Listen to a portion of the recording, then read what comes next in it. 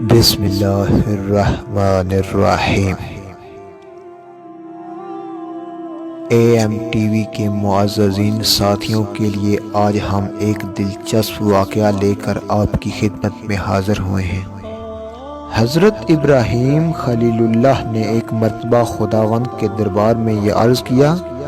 یا اللہ تو مجھے دکھا دے کہ تم مردوں کو کس طرح زندہ فرمائے گا۔ اللہ تعالیٰ نے فرمایا، اے ابراہیم کیا اس پر تمہارا ایمان نہیں ہے؟ آپ نے عرض کیا، کیوں نہیں، میں اس پر ایمان تو رکھتا ہوں، لیکن میری تمنا یہ ہے کہ اس منظر کو اپنی آنکھوں سے دیکھ لوں تاکہ میرے دل کو قرار آ جائے۔ اللہ تعالیٰ نے فرمایا، تم 4 پرندوں کو پالو اور ان کو خوب کھلا پلا کر اچھی طرح ہلا ملا لو، پھر تم انہیں ذبح کر کے ان کا قیمہ بنا کر اپنے گرد و نواح کے چند پہاڑوں پر تھوڑا تھوڑا گوشت رکھ دو،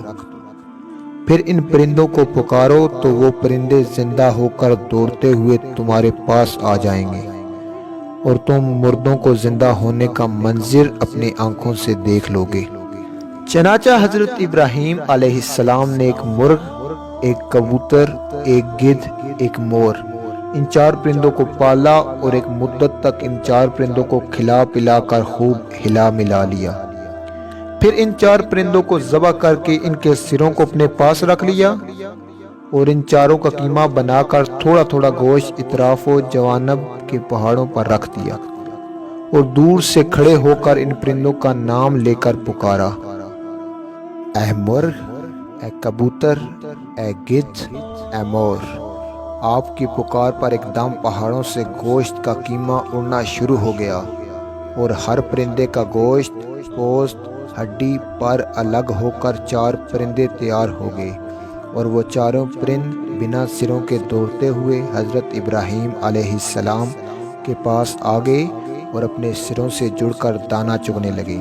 اور اپنی اپنی بولیاں بولنے لگے۔